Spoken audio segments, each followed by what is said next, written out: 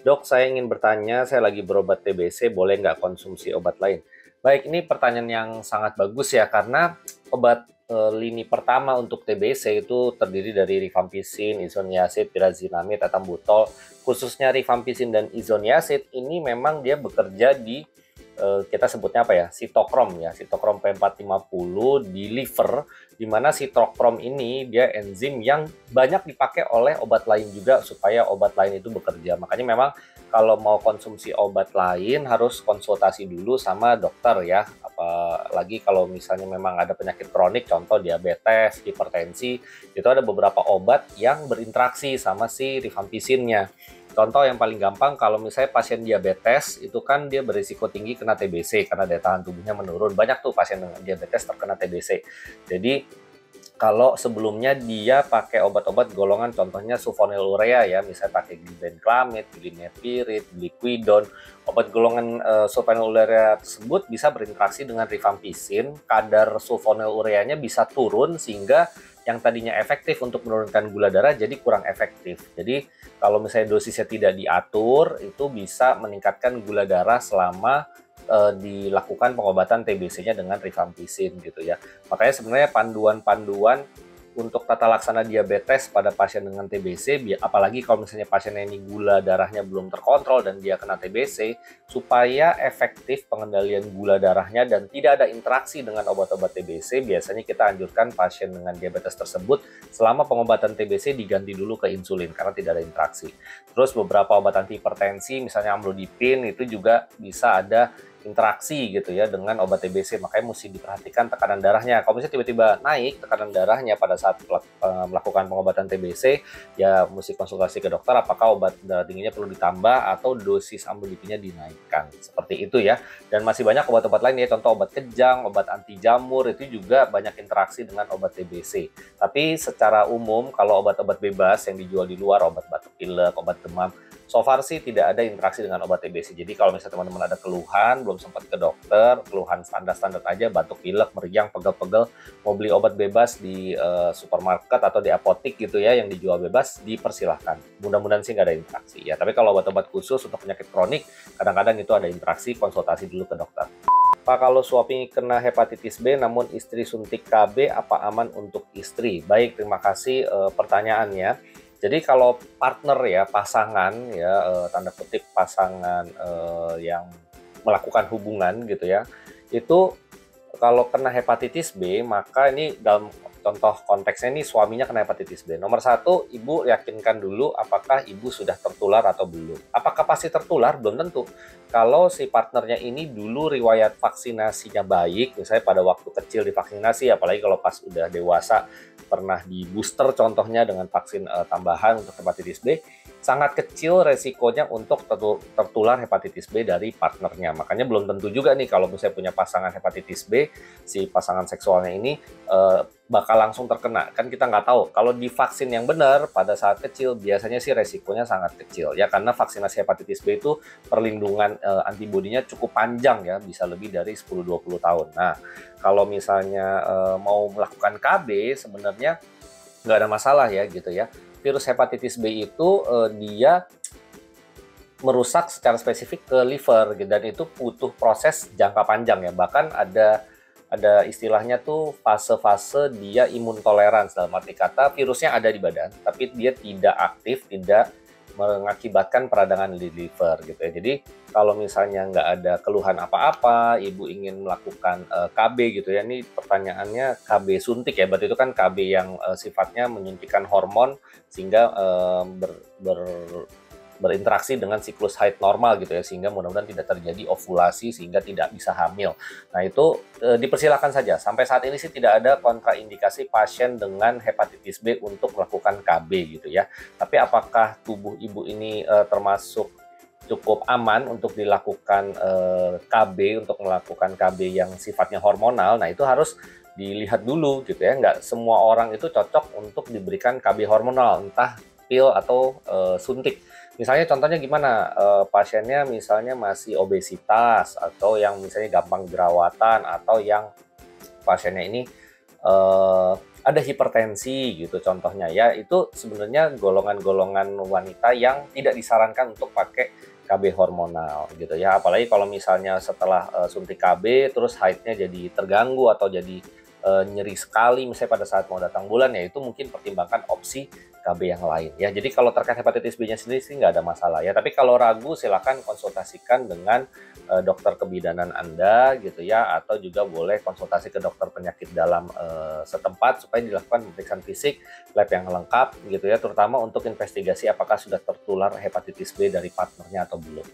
Dok, tolong dijawab kalau hasil urin glukosa positif 2 dan protein nitrit leukosit negatif dan cek gula darah sewaktu 167, nilai rujuk 200 itu masuk prediabetes atau sudah diabetes, Dok? Tolong dijawab.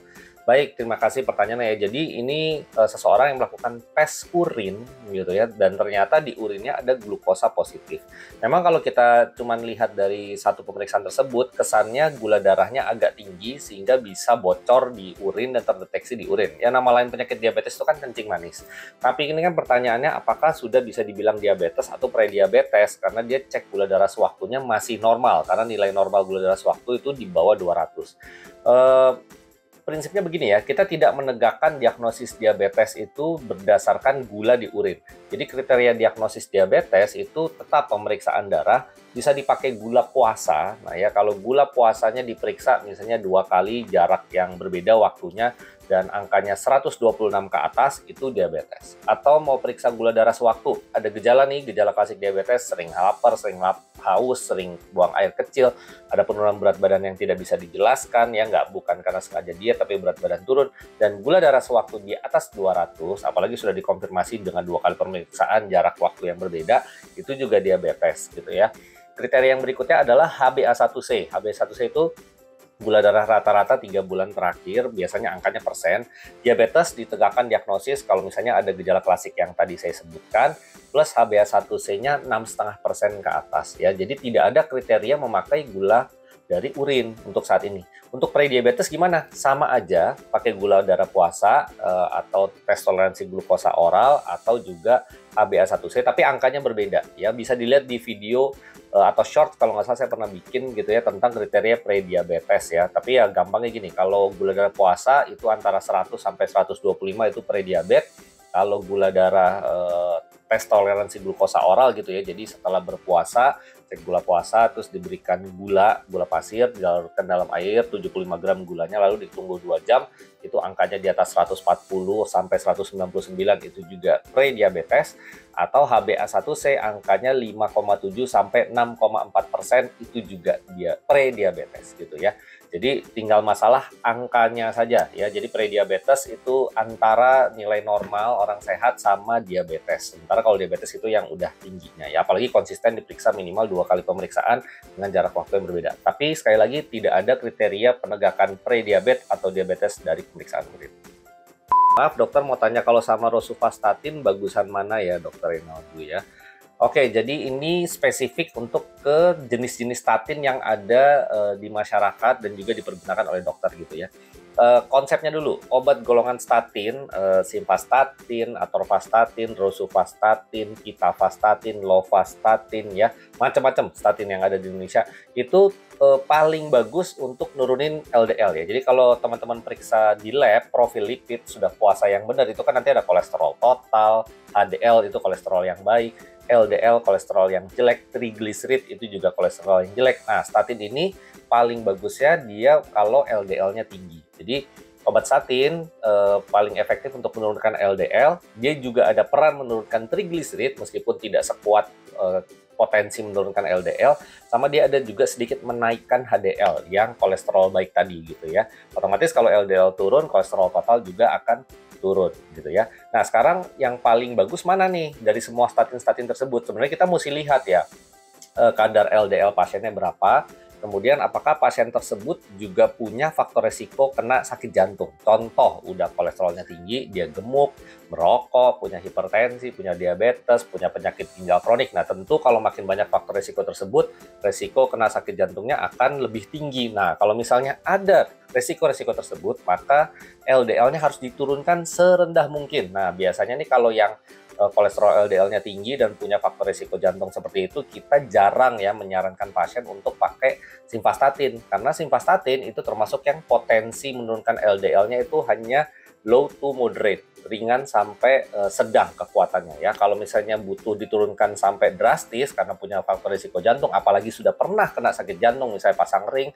itu biasanya akan dipergunakan statin yang punya potensi moderate to high intensity. Jadi potensi menurunkan LDL-nya sedang ke tinggi. Nah, apa yang termasuk di situ ya bisa dipakai atorvastatin atau rosuvastatin. Nanti tinggal dosisnya aja. Kalau moderate intensity cukup perlu dosis sedang, itu nanti untuk atorvastatin bisa 10 sampai 20 mg. Kalau misalnya rosuvastatin itu bisa 5 sampai 10 mg. Nah, kalau misalnya perlu intensitas tinggi karena LDL-nya tinggi banget nih, jadi mau nurunin sampai normalnya jauh, ya kita pakai yang high intensity. Rosuvastatinnya bisa antara 20 sampai 40 mg. Kalau misalnya atorvastatin bisa 40 mg sampai 80 mg. Gitu ya. Tapi kalau bingung ya udahlah serahkan aja ke dokter yang teman-teman percaya atau bisa ke spesialis penyakit dalam yang biasanya lebih ngerti untuk hal-hal seperti ini. Mana dok atorvastatin dan gemfibrozil, dan apakah betul gemfibrozil itu berbahaya dok untuk efek jangka panjang? Makasih dokter. Oke, terima kasih juga untuk pertanyaannya. Jadi nyambung ke yang pertanyaan kolesterol sebelumnya, statin. Nah sekarang dia mau kombinasi atorvastatin sama gemfibrozil. Biasanya sih kalau dikombinasi seperti itu, biasanya trigliseridanya juga tinggi sekali karena obat untuk menurunkan trigliserida secara spesifik itu di Indonesia adanya gemfibrozil sama fenofibrat. Nah, teman kan ini kan nanya kombinasi, berarti mungkin LDL-nya tinggi, trigliseridnya juga tinggi, sehingga perlu diberikan kombinasi, apalagi punya faktor resiko penyakit jantung yang lain. Nah, sekarang apakah kombinasi atorvastatin dan gemfibrozil ini aman? Jawabannya ya memang dari studi agak beresiko ya, dalam arti kata kalau kombinasi dengan gemfibrozil itu efek samping terjadinya rhabdomyolisis ya. Rhabdomyolisis itu adalah kerusakan otot sehingga nanti protein dari otot ya kreatin kinasenya pecah-pecah dan ini bisa menimbulkan gangguan ginjal akut. Nah, resiko rhabdomyolisis ini memang agak tinggi kalau misalnya dikombinasinya sama gemfibrozil. Kalau memang terpaksa dikombinasi, biasanya dari panduan itu disarankan kombinasinya jangan sama gemfibrozil, sama fenofibrat ya. Untuk dosisnya bagaimana? Tentu ini harus dari dokter dan juga dengan pengawasan ketat ya selama penggunaan kombinasi dua obat ini, apalagi memang pasiennya itu LDL-nya tinggi dan juga trigliseridnya tinggi plus dia ada faktor resiko penyakit jantung. Jadi nanti untuk kombinasinya, dosisnya serta pengawasan efek sampingnya harus dengan pengawasan dari dokter. Jangan kombinasi sendiri-sendiri gitu ya. Oke. Baik, semoga kecewa kali ini konsultasi cepat warasnya berguna ya. Sampai jumpa di kecewa berikutnya. Salam sehat, salam waras. Semuanya ya. Kalau masih ada pertanyaan, silakan komen saja di video manapun yang ada di channel YouTube RS Cepat Waras. Jangan lupa like, share, dan subscribe juga. Siapa tahu pertanyaan Sobat Waras terpilih untuk dijawab oleh Dr. Aldo di sesi konsultasi Cepat Waras berikutnya. Terima kasih sudah menonton video kali ini. Salam sehat, salam waras.